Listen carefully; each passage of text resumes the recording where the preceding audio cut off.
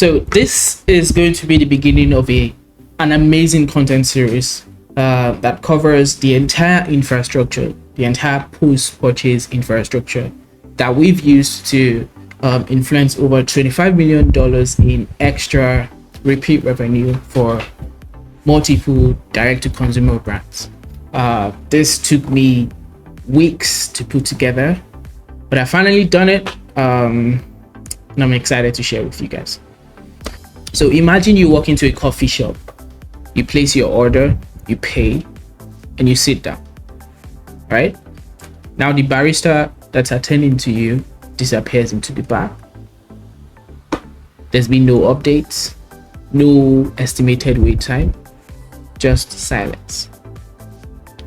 2 minutes pass, then 5, then 10. Then you start looking around thinking, did they forget me? Did my car even go through? Should I go ask them about my order? That creeping anxiety and impatience you start to feel, that builds up over time. Every customer feels it the moment they click place order on your website, the moment they pay for an order. So, I mean, they've just handed a strange software made of zeros and ones on the internet their money, and now they're waiting. They're hoping, probably second guessing their actions. That feeling is what we call buyer's remorse, and it's a real threat to the relationship between you, the business, and your customers, more than you know. Now, imagine the same coffee shop, but this time there's a screen on the wall with your name on it. Eric's order being prepared. A minute later, it updates Eric's order almost ready. A minute later or two, it updates Eric's order on its way to your table. Suddenly, in that situation, you feel relaxed. You're not anxious, you're waiting eagerly. Then you pull out your phone and send a message, or even smoke a quick blunt like this man is doing while you wait. That screen on the wall is an e-commerce brand's post-purchase flow. It is not simply about order confirmation emails or product shipping notifications. It is a structured sequence of communication that is meant to tell your customer exactly what's happening with their order, validate the purchase decision they just made, build anticipation for the order instead of anxiety, and ultimately turn a one-time buyer into someone who comes back again and even brings friends. Now, why do most brands get it wrong? Most e-commerce brands treat the post-purchase experience like an afterthought. Even big 9-figure brands spending thousands on ads to acquire a customer, crafting beautiful product pages, beautiful brand elements, optimizing the website and checkout page and all that jazz, only to then go completely silent the moment someone places an order. No warmth, no validation, no guidance, just a generic, your order 408, whatever number has been received, auto email that looks like it was written by a spreadsheet. These brands think the customer is dumb, Patrick Starfish, but the customer is not dumb, contrary to what you think, right? Transaction receipts do not build lasting relationships, nor do they foster brand loyalty. They don't drive second purchases, and they sure do not create brand fans. And then I had to put this picture here just to let it drive that into your head. Let it sink in. Acquiring a new customer costs 5 times more than retaining an existing customer. Let me say that again. Acquiring a new customer costs 5 times more than retaining an existing customer. A repeat customer spends on average 67% more than a first-time buyer. So every customer who buys once and never comes back is a paid-for asset. You're literally throwing in the bin. And my pronunciation. All that to just let you know how important this is. Now, there are 2 core events that trigger post-purchase. We're getting into the technical. There's a placed order Now, this is the customer paying with their phone or debit card. This is the moment a person becomes a buyer. They've entered their card details, they've hit confirm, and they've trusted you with their money. Your system captures their name, payment info, and shipping details. Order fulfillment has started. But here's what happens on the customer's end. Absolutely nothing. Yet, at least, just a receipt and a prayer. The other metric is a fulfilled order metric. This is basically the barista picking up the tray and walking toward the table of the man that ordered coffee previously. For an e-commerce business, this is when the order is marked and as shipped on your inventory table. The inventory will update, and then order tracking number now exists in the world. From the customer's perspective, this is the moment the promise of the product becomes real. Something physical and trackable is now moving toward them. Don't get it twisted. A post-purchase flow is okay. So this is where most people get it twisted. Let's be clear up front. A post-purchase flow is a multiplier. It amplifies the experience you already deliver. It amplifies the quality of the experience you already deliver.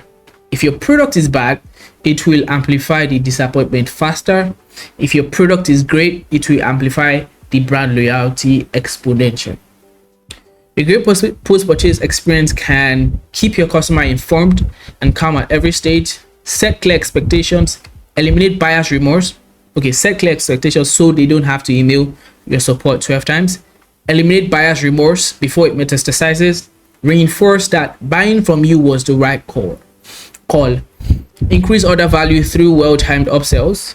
Build genuine excitement around the product. Guide the customer to actually use the product successfully. Collect reviews, referrals, and UGC on autopilot. Eventually turn a first-time buyer into a loyal repeat customer. But a post-purchase experience cannot fix a bad product. It cannot save a relationship with a genuinely unhappy customer. It cannot also replace good customer service. Don't get it twisted. Now on to the source. So this is the full post-purchase flow architecture that we've been using. Every email, what it does, why it exists, and the timing. I'll just quickly go on through it. Email number 1 is your place order confirmation. I'll explain in more detail as we go, but place order confirmation. Email number 2 is the founder appreciation. Email number 3 is a decision validation email. Email number 4 is the shipping confirmation email. 5, brand origin story. Day of delivery quick start. 6, tips, use cases, and accessories email. 7, 8 is your subscription bundle upsell email if you have those. 9 is your review request. 10 is your referral request, and 11 is your UGC request. Now, all of this will not exactly apply to every brand situation. So with your own unique brand situation, you're going to have to tweak, remove some, add some, use everything depending on your brand situation, basically. And these are their primary jobs here. Now for the email number 1, which is the place order confirmation. The job here is to inform, reassure, set expectations. This is the digital equivalent of the cashier handing you a receipt and saying you're all set. It is not glamorous, it's not very aesthetic, but the absence of this email is very catastrophic. The moment someone places an order, their brain immediately goes into verification mode. Did it go through? Is this legit? When will my product arrive? This email kills all 3 questions before the customer's spiral. What it must contain: order summary, what they bought, quantity and price, estimated delivery window, clear next steps, or you receive a shipping confirmation once your order is on its way, a way to contact support if something looks or gets wrong. An example, of course I'm not going to disappoint you guys, these are examples from AG1, Jaffe Coffee, and Magic Spoon. As you can see here, just small, go through it. Welcome to AG1 community. You can see they listed the order. These are the order details, bunch of things, then some messages added. Then this is the part where contact us if you have questions and shit. Same thing. Now you can see that some brands have a certain structure to it. Some like Javi Coffee has added this estimated timeline. Some don't do it, but the whole key of this is do these emails. Very, very important. Javi Coffee added the estimated timeline. Some might not have that, so yeah. And this is Magic Spoon's own. Magic Spoon actually added a review your order link. You can also do that. Now the second email is the order appreciation email from the founder. This is very recommended. Not a lot of people do it. The job is to eliminate buyer's remorse, reinforce the purchase decision, and subtly increase AOV if applicable. This is one of the most underused and highest leverage emails in e-commerce. Most brands skip straight from order confirmation to shipping. That gap, the hours or days between placing the order and shipping, is where buyer's remorse lives. So you want to attack it straight away. One of the ways to do it is through this email. It also is where the customer's intent is highest, meaning you can also quickly, want to the customer with products that might be complementary and actually improve their experience with the product they just ordered, right? So this is still a time where you can upsell them quickly, immediately. This email shows up in that window, and it is best when addressed personally. It should preferably come from the founder or on behalf of the actual human who built the thing they just bought from. The structure is genuine, warm, thank you type of email. A brief personal note on what makes the brand's product meaningful. Optional, like I said earlier, the founder's personal favorite product with an exclusive discount to try it. That's a great way to increase AOV if it applies to your brand. And then a soft CTA. So examples from Javi Coffee and Magic Spoon. This was written by Javi's Coffee support, by the way, this wasn't well done, but for Magic Spoon this is a very great one.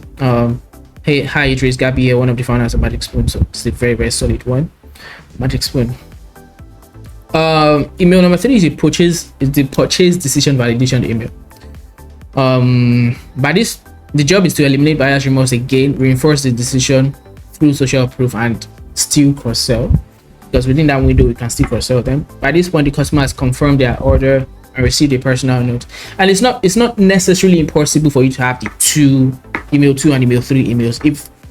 If you are the kind of brand that doesn't like to email your customers too much, you can just use the email 2 and that's fine. But this is not everything in this video is not law, right? Like I said, some brands use half of it, some brands don't use everything, but it's very important to consider it, to build it out your retention system, because then it acts as an automatic system to completely get your retention on a flywheel that continues on a loop. That's what I meant. Now, email number 3, purchase decision validation email. The job is to eliminate buyer's remorse. I already said that. By this point, the customer has confirmed their order and received a personal note. Now you show them the word agrees with their decision. The whole point of social proof. This is your social proof email, but it has to be done with intention, not a desperate wall of 5-star reviews. The structure is usually a bold validating opening. You made a great call, the likes. 2 to 3 specific story during customer testimonials, not just star ratings, real outcomes. A UGC photo or 2 if applicable, so you can connect it to real people and real results. Optional, you can also add a subtle cross sell to complementary products. Customers who bought X also love Y, that kind of thing. The psychology here is that humans are tribal. We feel more confident in our decisions when we see others making the same choice and winning with that choice. This email is basically reassurance delivered with evidence. Examples from Javi Coffee and AG1 can see convenient without compromise, the best of both worlds. And then they boom, boom, boom, right? This was just one review. This was AG1's own. AG1 actually had 2 emails in this sequence with social proof, tackling all the ideal benefits: immune support, improved digestion, clean and steady energy, enhanced recovery, right? They literally went to find all the reviews that tell the customer that everything listed here is what we've done before and the customer has been happy with. So this is amazing. Email number 4 is your shipping and tracking confirmation. This is very, very important, goes without saying. Most brands typically have this, so I've just run through it. The job is to inform, set expectations, and reactivate the customer's excitement, telling them the order is moving, something real is happening in the physical world. The email is transactional at its core, but it's also an emotional reset. So the anxiety of waiting gets replaced by the excitement of tracking. It must contain a tracking number, direct link to a tracking page, an estimated delivery date, brief warm copy that reactivates excitement, and if you want a GIF or visual of the product to spark desire, something like that. This is a GIF, by the way. These are examples from AG1 and Magic Spoon. You can look at AG1's own here, track order. Like AG1 is it's a pretty simple and straightforward brand. You can see exciting things that come in, track your order, things like that. So pretty straightforward. Magic Spoon went as far as actually showing the product details again, the order details again. So this is great. AG1, however, added a community link. So this is a social proof. Like I said, very, very important. They added a social proof customer review from someone who had competed at the Olympics that used AG1, and then they used that as a segue into join our community type shit. So yeah, that's what happened. Yeah, you can do that too. The next email is your brand origin story. Ideally, the job is to build emotional connection with the customer, eliminate buyer's remorse, make them a believer. This is the email most brands never send, and it is one of the most powerful retention tools in existence. By this point, the customer is waiting for their delivery. They have mental bandwidth. They are open, and so they will likely almost open all your emails during this phase. This is when you tell them why you exist. This is not a corporate about us page dump. It's a brief story. It must be a brief story. The moment the founder realized a certain problem, the struggle to solve it, the product that came out the other side. This works because people don't stay loyal to products or what you do. They stay loyal to the stories that they are a part of. When a customer understands why a brand exists and that story resonates with them, they are most likely to become a super fan, because that's what replays in their head whenever they think, oh, should I go for a competitor? But then this brand said this story and I resonate with. It's become an emotional attachment. The structure is an origin moment, the way you write stories now. The origin moment, what problem existed before the product, the journey, what it took to build the solution, the mission, what you are ultimately trying to do, and then the invitation to socials if you want to add that. So these are examples for Magic Spoon, Dope, and Javi Coffee. So you can see that it's a text-only email for Magic Spoon. Magic Spoon has already cracked it. The no text-only emails are very personal and very powerful. So you can see from the co-founder, Dope did it in a very aesthetic way too, but it was still powerful. There's Bunlika was for the founder, with the founder's picture here. So this is also a good way to do it if you're going to do it aesthetically. And then Javi Coffee, they didn't send one, but they had a join us on Facebook type of email. So it's a community email. This is where you want to add that to if you don't have a story to tell. Email 6. This is the day of delivery product quick start. I call it that. It's a very, very weird name. I'll probably change it, but the job is to guide the customer to immediate success, prevent frustration, protect your review score. Timing is everything with this email. It goes out on the estimated delivery day. Here's a truth most brands ignore. A product that confuses people gets returned or abandoned, even if it's a great product. This email shows up the day the box lands or around that time precisely. You might not be able to get the time precisely because of time and logistics, but around that time is good enough. Preferably before that time. Here's exactly how to get the most out of this right now, by that kind of angle. What it contains is a step-by-step quick start guide.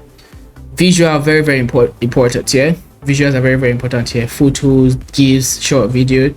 The number one mistake new customers make and how to avoid it must be there. a clear line to support if they need help. For a no-brainer product though, an FAQ could replace this email. Javi Coffee has a step because it's coffee and it's a unique type of coffee, right? Step by step how to. What is their name? Magic Spoon has an FAQ because it's literally cereal. You can't you can't not know how to, use cereal. So they use an FAQ. And AG1 has a step-by-step how to use here too, with a link to their recipes. Now, email number 7 is a product tips, use cases, and accessories. Now, tips are different from how-tos. Very, very important, right? Tips are multiple ways that I'll dive into it. Don't worry. Let me just talk. But tips are different from how-tos. Very, very important distinction. The job here is to increase product satisfaction, expand the usage of the product they just bought, and then subtly plant the next purchase, if possible. So the product has been delivered, they've used it at least once at this point. Now you expand the award and the possibilities. This email is the hidden gem of post-purchase sequences because when done right, it doesn't feel like marketing at all. It feels like getting an insider guide from a knowledgeable friend. The structure is a 3 to 5 unexpected tips or use cases they probably haven't tried. Real UGC showcasing creative ways customers use the product. This works well with nail polish brands or fashion brands. A subtle, logical next purchase introduction if applicable. Most customers will love eggs, eventually add Y to their routine because and then you justify it because of the tips that you just gave. The psychology here is that you're not selling, you are educating. But education creates desire. When a customer discovers their product can do more than they thought, 2 things happen. Satisfaction increases, curiosity about your other product activates. Right? So examples from Magic Spoon. This is so peanut butter, jelly, pancakes, and maple syrup. Some flavors are just better together. While we love our flavors on their own, they can be even better when combined. And then they used that to so basically the tips here is basically if you combine the products it's better, and then they use that to recommend some products.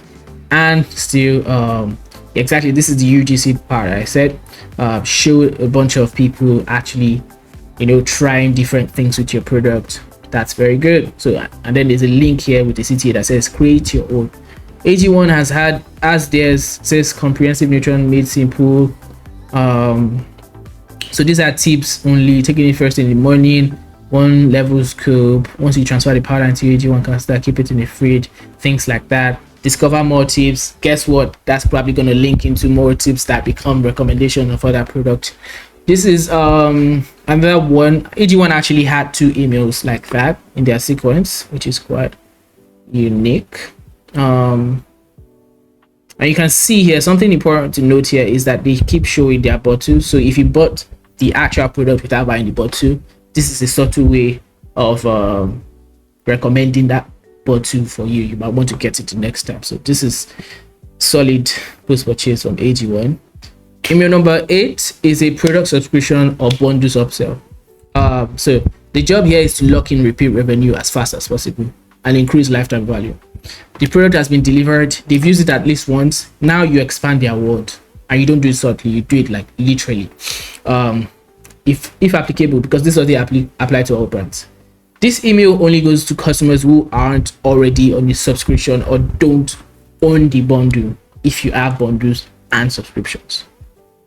By this point in the sequence, the customer has received their product, used it, and gotten value from it. The timing is intentional. You're not asking them to commit to more before they've experienced what they already bought. Now you make the case. You lead with the value they've already experienced. You've been using this for a few weeks now. This is why it's better when you use this with it. Present the subscription or bundle as the natural next logical decision. Then show the concrete savings or benefit numbers to justify that. Then a light urgency or a limited time incentive if you want. Javi did it. You can see ready for a long-term relationship, subscribe and save, claim service now. Why should you subscribe? Like wow, like just amazing stuff now. Join today and take up to 59% off your first order. Just amazing stuff, man. This is how you do stuff. I picked the best brands that did this. So email number 9 is your customer review request. Most brands tend to send this too early, but the thing is that, well, the point is we're collecting social proof, right, to feed the top of the funnel. Most brands tend to send it too early. A review request 24 hours after purchase is useless because the customer has not even opened the box.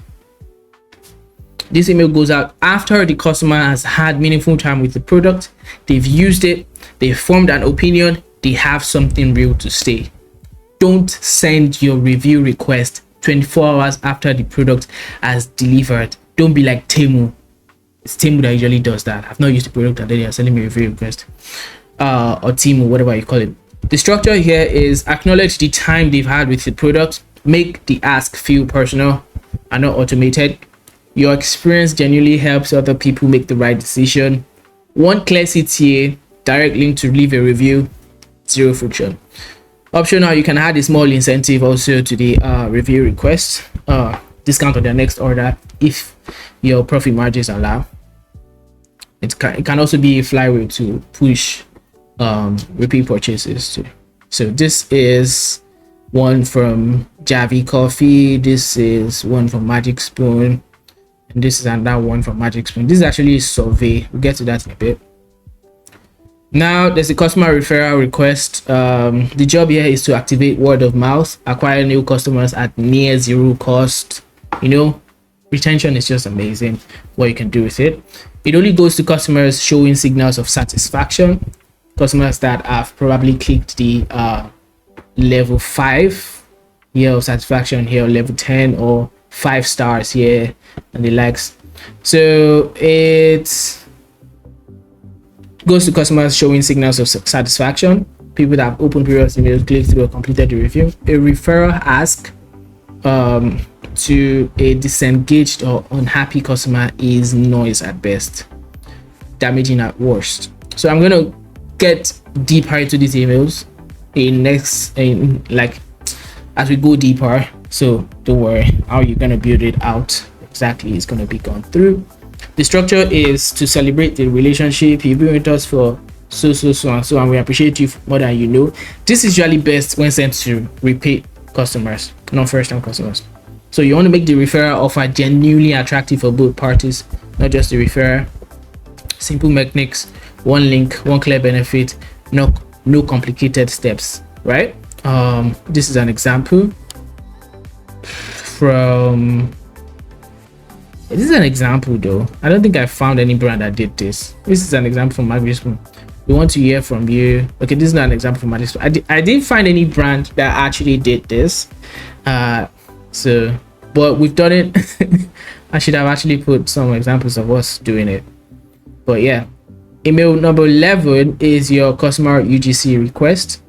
The job is to build content library, deepen brand loyalty, and create community. Create an active fan base, so to speak. User-generated content is the most trusted form of marketing content in existence, much more than your ads, more than influencers, even more than branded photography. And this email asks for it at the exact right moment. The structure is to make it feel like an invitation to be featured and not a data extraction request. Show examples of other customers who have been featured, make it aspirational, clear instructions, what to post, what hashtag to use, how to tag the brand, the reward, feature on the brand's page, exclusive community access, or a small incentive. Works amazingly. This is an example for a brand that we worked with, Michael Lin. Amazing stuff. Now, the next phase of this is the segmentation layer, because the biggest mistake brands make when they eventually build these out is that they build one sequence and then they send it to everyone. The first time buyer who doesn't know your brand yet, the customers who ordered 4 times, the VIPs who have spent $2,000 with you over 2 years. Imagine them getting the same emails, same tone, same timing. Of course, you can already imagine how that would feel. That's a broadcast, and broadcasts don't build relationships. So before I get into it, I'm gonna pause here. I'm gonna stop this video here, and then I'll continue in the other section, in the other video. But this, I think, is already valuable enough. Amazing one. Just get right into the next video.